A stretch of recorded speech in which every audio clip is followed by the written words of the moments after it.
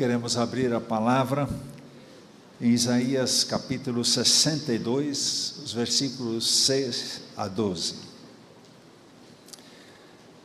É um texto meio diferente em Isaías, e a gente tem que cavar um pouco para tirar algumas verdades aqui interessantes.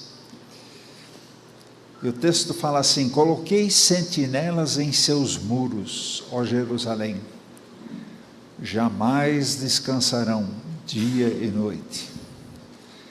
Vocês que clamam pelo Senhor, não se entreguem ao repouso, e não lhe concedam descanso, até que ele estabeleça Jerusalém e faça dela o louvor da terra. O Senhor jurou por sua mão direita e por seu braço poderoso: nunca mais darei o seu trigo como alimento para os seus inimigos, e nunca mais estrangeiros beberão o vinho novo pelo qual se afadigaram.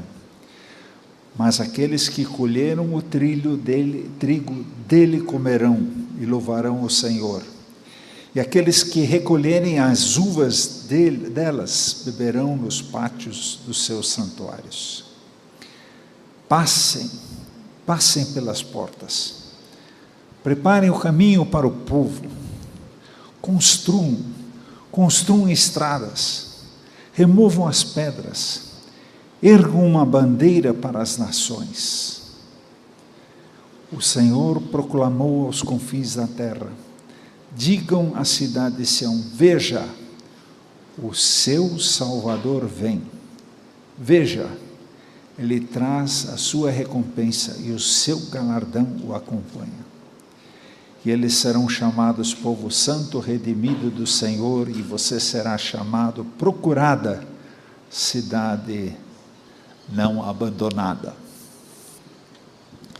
É um texto bem complexo, mas vamos tentar tirar algumas coisas aqui.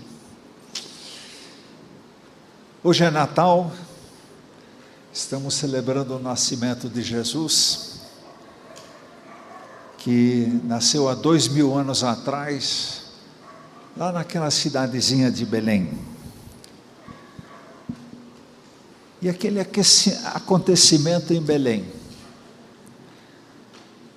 foi tão importante, foi tão fundamental, que dividiu a história, antes de Cristo e depois de Cristo. E esse texto, ele fala do Messias.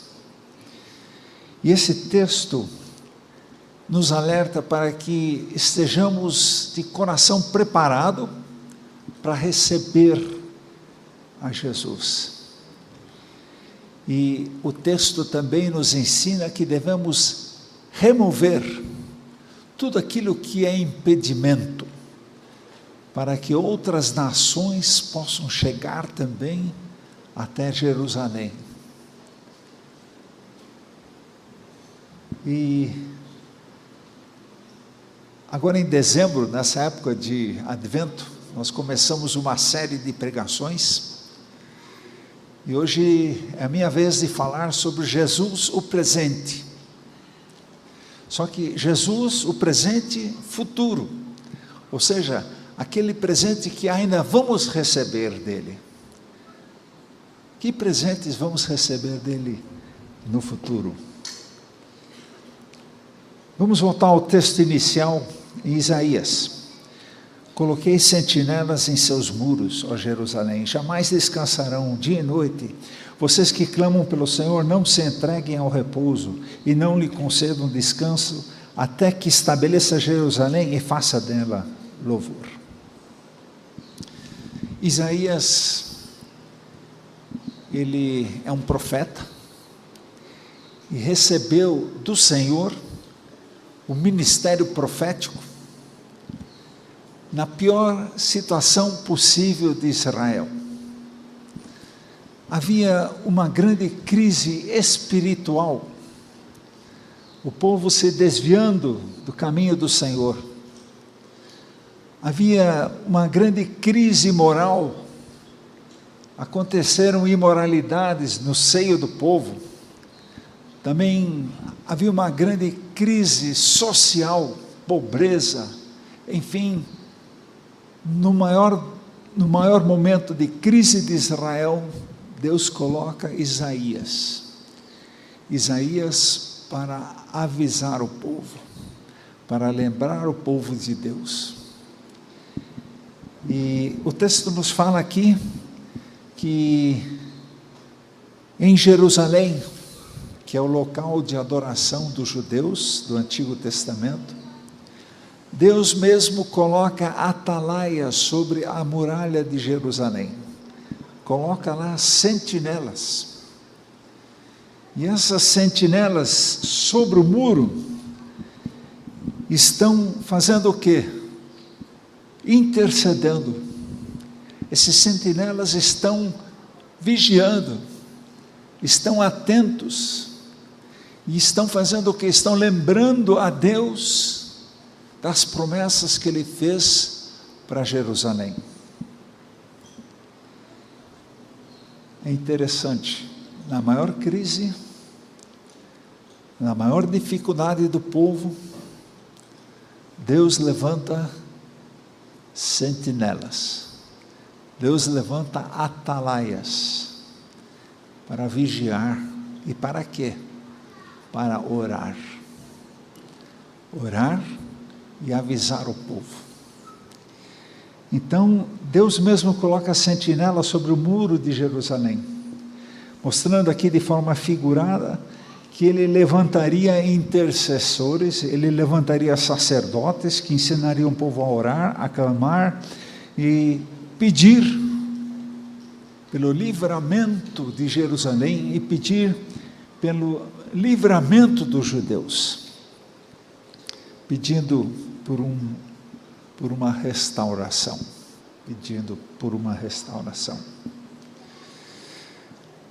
O quadro é de total falta de esperança, não existe esperança.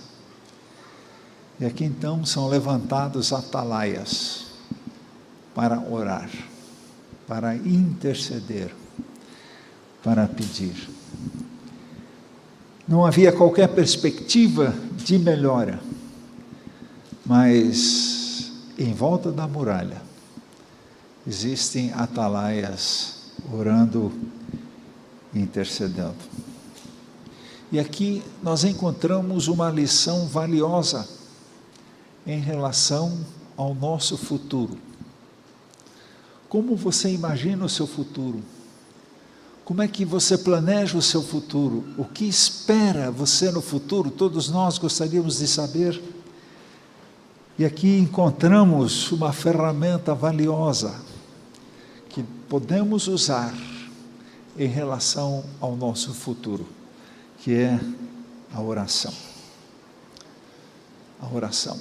Assim como Deus levantou atalaias para clamarem por Jerusalém, para que acontecesse uma mudança, uma transformação, Deus também coloca ao nosso dispor a oração, a intercessão. Se você e eu queremos mudanças, existe sim aqui um recurso, que é a oração. Você não tem perspectivas de nada, não existe esperança, não existe qualquer possibilidade de futuro. Oração. E Deus nos mostra aqui, Deus levanta atalaias, Deus levanta intercessores para clamarem por uma situação sem esperança. Você já pensou no seu ministério de oração? O valor do seu ministério de oração? Você investir tempo em oração, clamando por Jerusalém, e aqui Jerusalém figurativamente está como igreja, clamando pela igreja, clamando pela cidade de Jerusalém, clamando por São Paulo, clamando pelo Brasil, clamando por mudanças. ministério de oração. Agradeço a Deus porque esta igreja tem irmãos e irmãs de oração. Mas poderíamos alcançar muito mais se tivéssemos mais pessoas orando. E essa oração que esses atalaias fazem é uma oração interessante, até um pouco ousada. Eles avisam o povo sobre os perigos que eles estão enxergando, clamam a Deus por proteção em relação aos perigos que eles estão enxergando. E uma segunda coisa que eu considero ousada, eles na oração, eles lembram ao Senhor das promessas que Ele fez para Jerusalém. Eles na oração lembram ao Senhor: Senhor, o Senhor prometeu, o Senhor jurou, lembra? Então faça acontecer. Eu acho isso interessante, ousado, mas se o Senhor prometeu,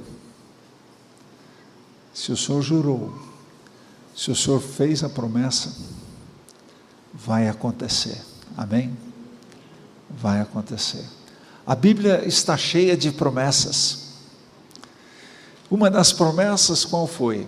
Virá o Messias, virá o Salvador. Essa promessa se cumpriu? Hoje estamos celebrando o cumprimento da promessa da vinda do Messias. Hoje estamos celebrando o Natal, algo que há 700 anos atrás, antes de Cristo, já era profetizado. Então, o Senhor cumpriu as promessas que Ele fez e também há novas promessas que Ele fez que ainda não aconteceram. E se lá de trás foram cumpridas, também serão cumpridas agora. E os atalaias em oração, eles devem vigiar e orar sem cessar. E apresentar os perigos, as fraquezas, apresentar a Deus. O texto continua, versículos 8 e 9, o Senhor jurou por sua mão direita, por seu braço poderoso, nunca mais darei o seu trigo como alimento para os inimigos, e nunca mais os estrangeiros beberão o vinho novo pelo qual se afadigam. Mas aqueles que colhem o trigo dele comerão e louvarão o Senhor, e aqueles que recolherem as uvas delas beberão nos seus pátios do seu santuário. O atalaia então, ele ora lembrando das promessas, e os atalaias apresentam as promessas que Deus mesmo fez ao Senhor, dizendo: Senhor, lembra da tua promessa, lembra do seu juramento, lembra daquilo que o Senhor prometeu. E a maior promessa do Antigo Testamento que Ele fez foi justamente que viria o Salvador. E Ele cumpriu essa promessa. E hoje estamos falando que Deus já fez, mas também queremos falar hoje daquilo que Deus ainda vai fazer, do futuro que nos espera. Os intercessores mencionam ao Senhor o que Ele prometeu. E podemos dizer que sobre as muralhas em Jerusalém estavam os atalaias, e as muralhas protegiam Jerusalém.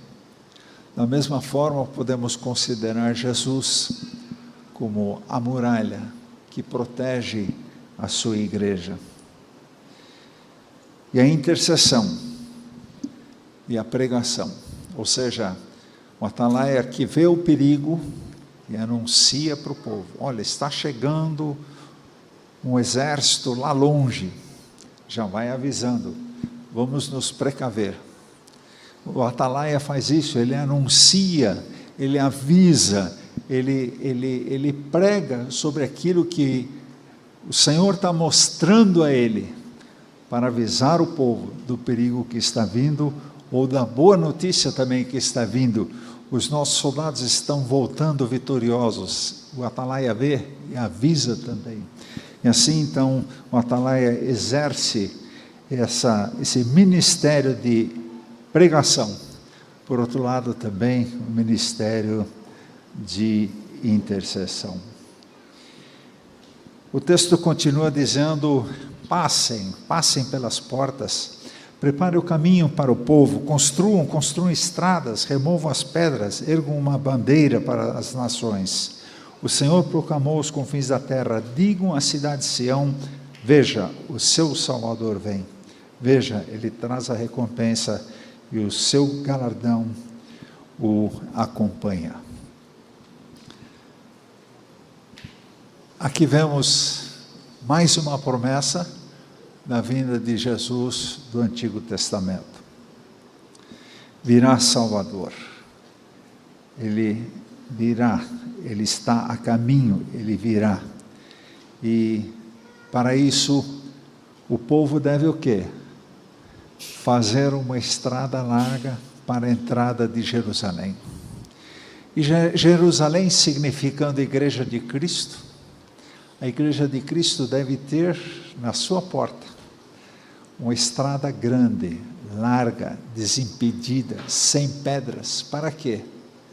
Para que os povos possam chegar. Os povos possam chegar, não poucos, porque a estrada é larga. Os povos possam entrar em Jerusalém e celebrar a salvação. Essa promessa nós vemos lá em Apocalipse 7:9. Depois disso olhei e diante de mim estava uma grande multidão, que ninguém podia contar, de todas as nações, tribos, povos e línguas, de pé diante do Cordeiro, de vestes brancas e segurando palmas.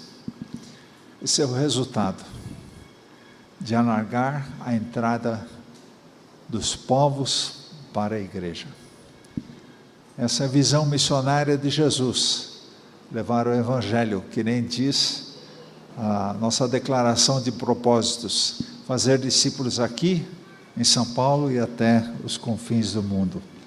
Todos devem ouvir e todos devem ser anunciados, devem saber que Jesus é o Salvador. E eles serão chamados povo santo, redimido do Senhor, e você será chamada procurada cidade não abandonada. E esse povo de todas as nações é o povo santo, o povo separado, o povo redimido, povo redimido. E é interessante essa questão da remissão. A remissão é o pagamento que a gente faz para libertar alguém que está preso por causa de uma dívida. Se você for a um preso que está preso por causa de dívida e pagar a dívida, o preso está redimido, ele será solto. E o povo de Deus é um povo redimido, porque a nossa dívida ninguém tinha condições de pagar, mas Jesus pagou realmente o alto preço. Ele nos redimiu e somos povo redimido. Como diz lá em Lamentações 3:58, Senhor, Tu assumiste a minha causa e redimiste a minha vida. O Senhor assumiu a nossa causa e redimiu a nossa vida, ou seja, Ele pagou todas as dívidas que tínhamos e hoje estamos realmente quites com Deus.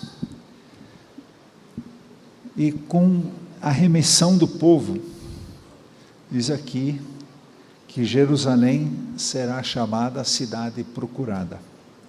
Jerusalém não será mais a cidade abandonada. E aqui encontramos um princípio social. Muitos pensam que se mudarmos as estruturas sociais, vamos mudar as pessoas. E o que nós estamos vendo aqui é diferente. Se mudarmos as pessoas, as estruturas sociais serão mudadas. Um dos motivos da falência do comunismo foi justamente esse, que mudando as estruturas, se muda a pessoa. Mas não é assim. Se queremos mudar a nossa cidade, temos que mudar os habitantes dessa cidade. Para ver a mudança na cidade, em Jerusalém aconteceu isso, ela era fracassada, ela era um lugar de crise. Se nós queremos mudar a situação, tem que haver o quê? Uma mudança na pessoa. Isso Jesus faz. E mudando a pessoa, mudam-se as estruturas. No começo de 1910, houve um grande avivamento nos países nórdicos, Noruega, Suécia, Finlândia, e o avivamento foi muito intenso, e de repente o governo teve que começar a construir grandes galpões. Por quê? Porque as pessoas vinham devolver os equipamentos, as coisas roubadas do governo. E não tinha onde deixar, então começaram a construir grandes depósitos, porque arrependidos, transformados por Jesus, as pessoas começaram a reconhecer: erramos, nós fraudamos, nos arrependemos do que fazemos e vamos devolver tudo e vamos botar a ordem. Isso é mudança social. Isso é mudança social. Quando Jesus muda a pessoa. Queremos mudar o nosso bairro, temos que trazer uma mudança, uma mensagem de mudança do quê? Da pessoa. Queremos mudar a nossa cidade, temos que trazer uma mensagem de mudança para os moradores dessa cidade. Cristo é a mensagem. O novo nascimento leva a novas estruturas sociais. E todo lugar que houve penetração intensa do Evangelho, houve mudança social, houve mudança de leis. As leis foram mudadas em leis mais justas. E Jerusalém, então, não seria mais uma cidade rejeitada, mas se tornaria uma cidade procurada. Não seria mais uma cidade abandonada, mas uma cidade com vida, uma cidade sadia. Isso então, a promessa que nós temos do Antigo Testamento para nós. O Messias veio, nasceu, se cumpriu essa promessa. E agora vamos ver o que acontece, qual será o nosso futuro, o que nos espera como seguidores de Jesus. E a Bíblia não nos deixa no escuro quanto aos acontecimentos futuros. E a gente sabe que serão acontecimentos difíceis, mas é interessante, mesmo sabendo daquilo que vamos enfrentar, Deus nos concede o quê? Paz. Deus nos concede segurança, mesmo nesse mundo tão incerto, nesse mundo tão agitado. O crente em Cristo experimenta paz, experimenta segurança. Vamos lembrar dessa promessa que muitos de nós sabem de cor. Porque Deus amou ao mundo de tal maneira que deu seu Filho unigênito, para que todo aquele que nele crê não pereça, mas tenha o quê? Vida eterna. Que promessa! Que promessa!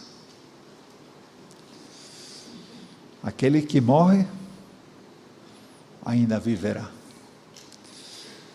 A promessa da vida eterna que Jesus nos dá. Em 1 João 5 ele repete, o testemunho é esse, que Deus nos deu a vida eterna, e esta vida está em seu Filho. Quem tem o Filho tem a vida. Quem não tem o Filho de Deus não tem a vida. vida eterna, vida ao lado de Deus, só com Jesus, amém? É só com Jesus. Essa promessa, que promessa. E assim como os profetas avisaram sobre Jesus, o Messias, que ele viria ao mundo, a Bíblia também fala que ele vai vir de novo. A primeira promessa se cumpriu, mas tem agora a segunda volta.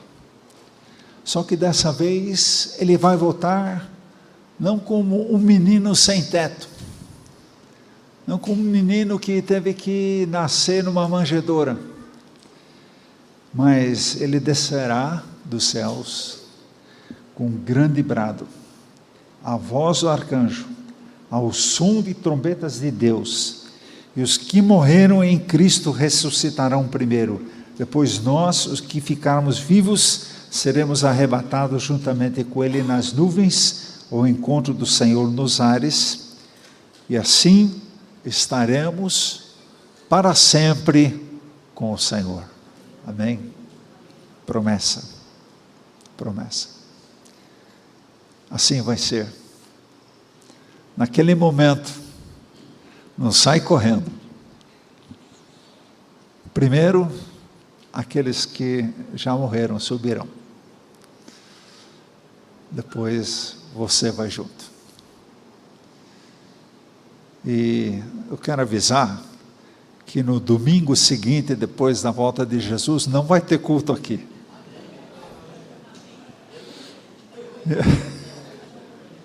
E não quero ninguém vindo para o culto, amém?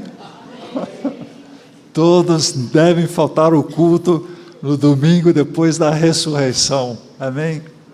Diácono, não é para estar aqui, viu? É para estar lá em cima. Promessa, promessa. A segunda vinda de Jesus, ele também nos promete uma coisa: a carcaça aqui vai ser transformada. Vai ser transformada. Estou tomando 7 remédios hoje. 7, né?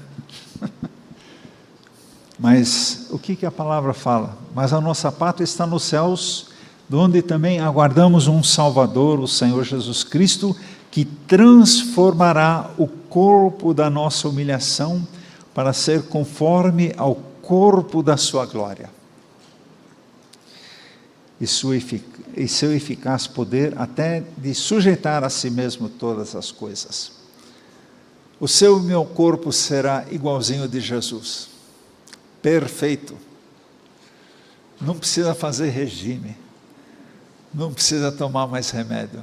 Seremos transformados, recebendo o corpo perfeito.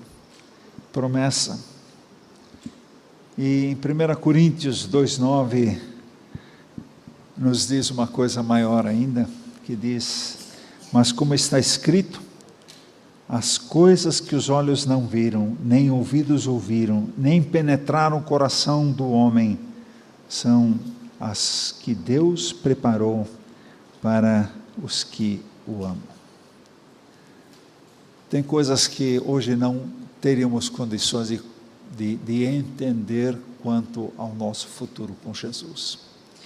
E diz aqui que nem penetram no coração do homem, sem condições de entender o que Deus tem para nós. Mas diz aqui, são as que Deus preparou para os que o amam. Futuro glorioso. Isso é que nos espera. Espera a todos aqueles que aceitaram esse presente que Deus nos oferece, que é Jesus Cristo. Amém?